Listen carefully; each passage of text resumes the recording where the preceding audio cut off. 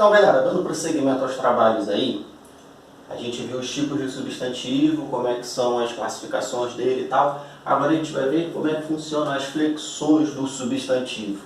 Vale lembrar que quando a gente viu o processo de formação de palavras, a gente viu derivação, composição e flexão. E aí eu diferenciei elas, né? A flexão é a palavra se flexionando, dando uma flexibilizada ali, uma variadinha, tá? Que vai ser em gênero, ou em número, ou em grau. Então eu diferenciei e expliquei que a flexão, tá? O tema de hoje é a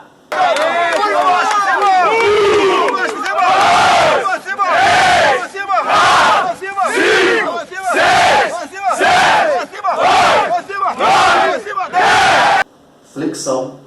Então eu diferenciei a flexão na qual eu não tenho mudança de sentido, derivação em que eu tenho mudança de sentido, eu agrego um valor para aquele radical, tá? E a composição, que é quando eu tenho mais de um radical inserido naquela brincadeirinha ali, aquela palavrinha ali, uma palavra formada por mais de um radical, tá? E aí são os substantivos compostos que a gente vai ver lá na frente. Então, como é que ocorre a flexão do substantivo? Lembra que eu falei que na flexão a gente usa a desinência? Então, a gente vai ter a desinência de gênero e a desinência de número para marcar as flexões que acontecem no substantivo. Tá? E aí o grau, apesar de ele ser classificado como uma flexão, a gente não vai chamar os carinhas que formam o aumentativo e diminutivo de desinência, a gente vai chamar de sufixo, tá ok? Guarda essa informação para mais tarde. Mas vamos lá. Quando eu falo em flexão, é quando a palavra se flexiona, ela dá uma dobradinha, vamos dizer assim, flexível. A palavra ela é flexível, né? Mas não altera o sentido da palavra. Quando eu digo menino, penso numa pessoa que tem 9, 10 anos, mais ou menos, gênero masculino. Quando eu digo menina, é o mesmo raciocínio, a mesma ideia, só que no gênero feminino. Tá? Meninos, mais de um, meninas, mais de uma. Todo mundo no gênero masculino ou todo mundo no gênero feminino.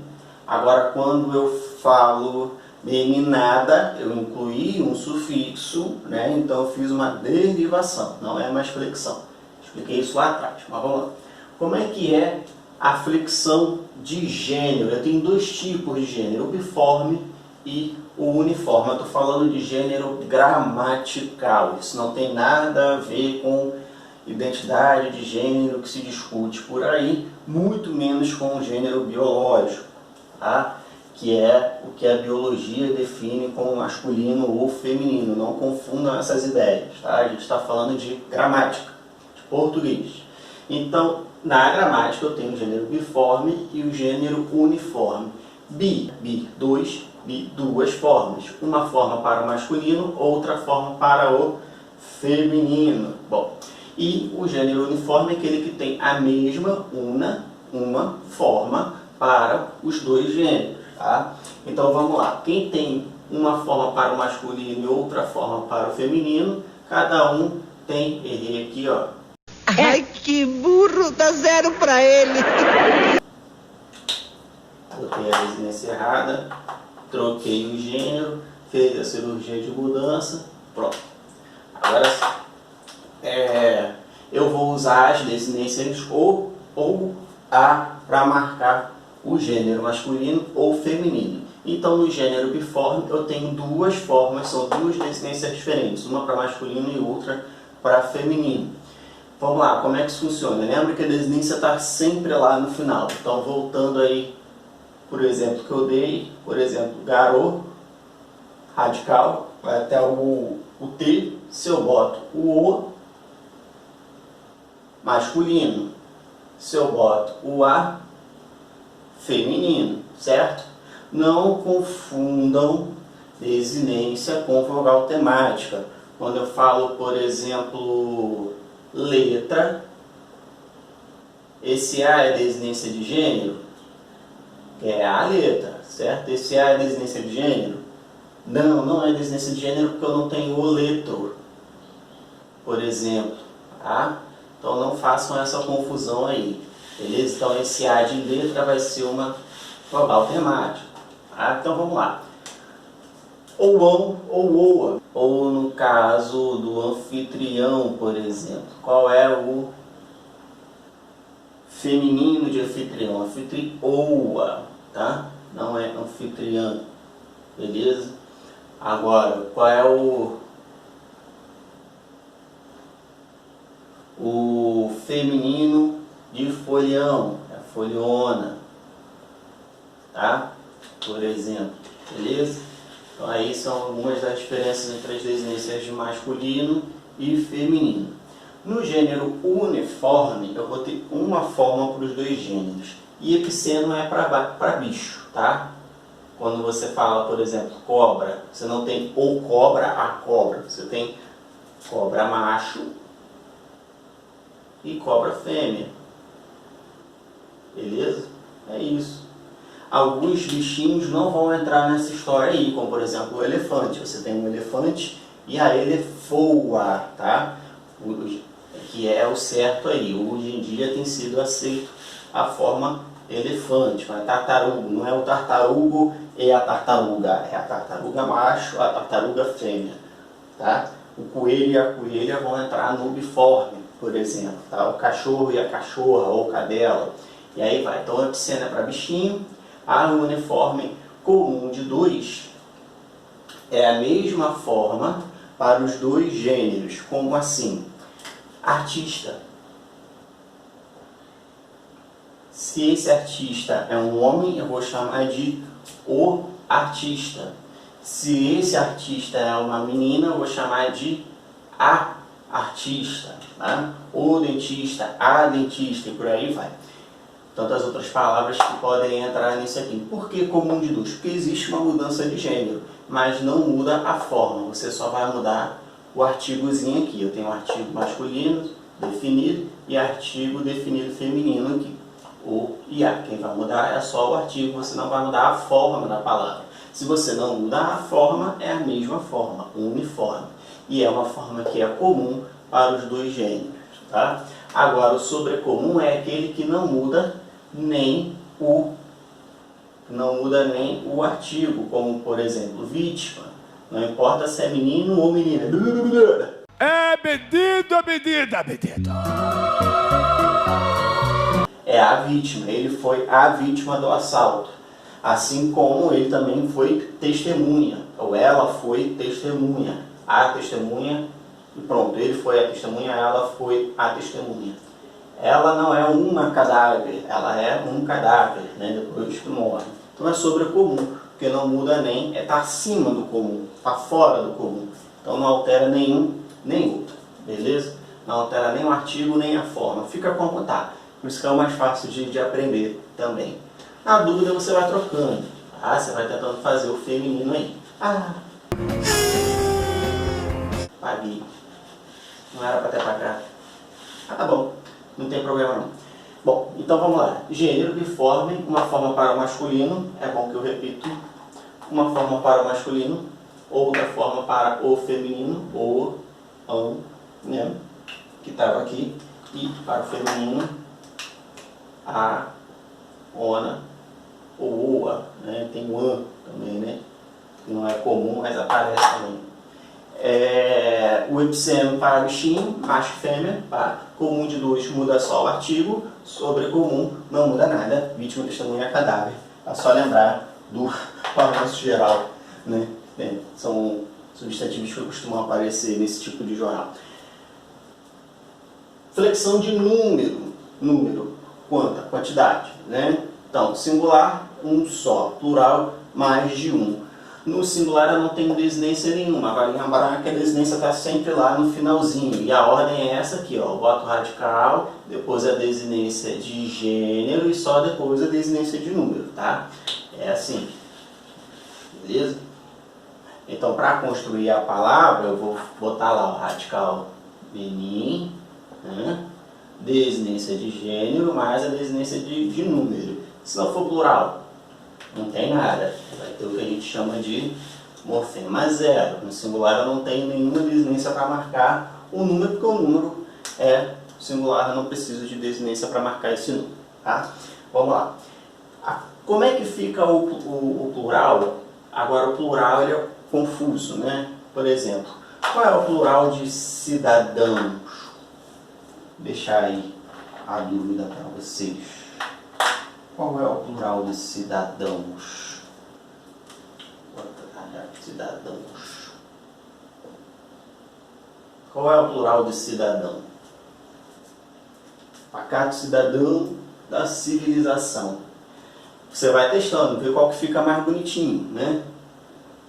Você acha que é cidadãos? Vou deixar aqui, tá? Vou deixar aqui. Qual é o plural de limão? Se a vida te dá limãos, vou deixar aqui. Bom, qual é o plural de alemão? Na dúvida não faz o plural, né? Fala os alemão. É alemãos? Será? Vamos ver. O plural é relativamente simples. A desinência de plural principal é o S. Toda e qualquer outra desinência é variação do S. Por exemplo, vou deixar esse aqui como para a gente ver depois. A variação do plural quando tem vogal, quando a palavra termina em vogal, é só botar o S. Como por exemplo, aqui o exemplo que eu já dei, menina, é só botar o S. Mas e aí quando a palavra termina em consoante? Fica mais difícil, né? Por exemplo, radar. Não dá para eu botar simplesmente o S aqui, porque não existe uma realização fonética para isso. Vai ficar radar, né? Vai ficar com dor na garganta. Então, o que inventaram? Inventaram um Ezinho para botar aqui, para poder realizar foneticamente, tá? Então fica radares. Então quando termina em vogal, eu só boto S. Quando a palavra termina em consoante, eu boto o ES para poder realizar foneticamente essa palavra. Mas tem aí algumas variações. Por exemplo, quando a palavra termina em S, eu não preciso botar o S, porque o S já está lá. Então é o caso do lápis, do ônibus. Por exemplo, no plural fica os lápis, os ônibus. Já tem um S lá, para que eu vou botar mais um S? Não tem necessidade. Tá? Também quando a palavra termina em X, como por exemplo, tórax. Não preciso botar nada aqui do lado, clímax. Eu não boto nada do lado, porque já tem esse som de S na palavra, eu não vou precisar botar nada para indicar o plural. Bom, quando a palavra termina em M, é só colocar o Szinho no lado também. A regra é essa, só botar o Szinho no lado. Mas qual é o problema que a tia Carola te ensinou lá na terceira série, no quarto ano? M é só antes de P e B, certo? Então se eu botar o Szinho aqui simplesmente, vai dar ruim. Porque M é só antes de P e B, aí o que eu faço? Eu troco esse M por um M. Então quando termina em M, a desinência aí é o MS, beleza? E o que fica um pouco mais confuso aí é o L, tá? Quando esse L ele está na sílaba tônica, como é o exemplo de fuzil, como é o exemplo, tá vendo? A sílaba tônica está aqui, fuzil, como é o exemplo de anil, tá? Então eu vou só trocar o Lzinho por um S, fuzis. Anil fica anis, tá? Quando ele tem um som mais fechado, tá? Agora, quando ele tem um som aberto, como por exemplo, pastel, aí eu vou botar LS para marcar essa abertura. Então eu vou trocar o Lzinho por IS, senão vai ficar pastéis, né? Eu não ia ter a marcação desse som mais aberto. Então eu boto aí pastéis. Então quando o som é mais fechado, tipo fuzil, tipo anil, pastoril, o som é mais fechado, eu vou colocar só o IS. Quando o som é mais aberto, como pastel, como Chanel, como anel, aí eu vou colocar EIS. Quem entra na exceção aí? mal e cons. Que aí eu não vou botar males, eu vou botar males, tá? São as exceções aí, vou colocar males. Eu vou colocar cônsules, tá? E não consuleis, beleza? São as exceções aí, tá?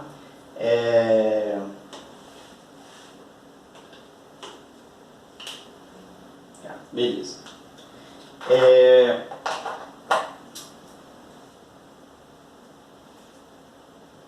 Agora vamos para esse plural aqui do ão, né? Fica confuso. O plural de cidadão é cidadãos. É só botar o Szinho. Vamos lá. Vocês sabem o que significa o tio? O tio é um N que ficou sem espaço, ficou apertado, aí não conseguiu sentar na janelinha, teve que subir. Tá? Como é que funciona isso? Vocês sabem que o português e o espanhol, eles eram irmãos, né? Os dois são descendentes do latim vulgar. E aí a gente passou para o português arcaico e depois para a língua portuguesa como a gente conhece, enquanto o espanhol evoluiu lá para o castelhano. Então o que aconteceu aqui? Como é que é, vocês que têm aula de espanhol, cidadão, cidadanos, esse é o plural de cidadão, em espanhol e era também no português arcaico. Naquela época, o papel era muito caro, o papel era feito de tecido, né, de pele de carneiro e outros materiais que eram muito difíceis de conseguir. Então, quando o cara tinha, ele tinha que economizar. Aí o cara estava lá escrevendo, lá empolgadão e tal, aí chegou aqui, e rapaz, não vai dar. O que ele fez? Ele tirou o N e jogou aqui para cima. E aí se formou o tio. E isso, com a evolução da língua, foi aparecendo. Então, para a gente acertar, se a gente sabe um pouquinho de espanhol, a gente consegue acertar isso aqui com mais facilidade. Por exemplo, de cidadanos, subiu o N, virou cidadãos. E para limão, plural de limão, como é que fica limão em espanhol? Lemão, né? Lemones. Joga um N para cima, fica limões. Troca esse E por um I e fica limões, certo? A mesma coisa vale para alemão. O plural de alemão em espanhol, alemanes. Tira o S, o N, joga para cima, alemães. Viu como funciona? Então, ficou muito mais fácil aí de saber como é que é o plural da palavra terminada em ão. Antes eu não entendi, estuda. Estuda, porque isso aí é moleza de cair, tá? É uma molezinha de gravar. São pouquíssimas as palavras terminadas em ão que não entram só o S no final, tá? Vão ter alguma variaçãozinha aí, e aí vai. Bom, agora a flexão de grau. Tem dois tipos de grau. O aumentativo, que é aquele que termina em ão, tá? E o diminutivo, que é aquele que termina em. Basicamente é isso. Casa, bota uma consoante de ligação aqui, vira casarão, né? Casa vira casinha. Entra aqui um sufixozinho para indicar se é grande ou se é pequeno, beleza? Então não tem dificuldade aí, são essas as flexões do substantivo, não tem mais muito o que pensar aí, tá?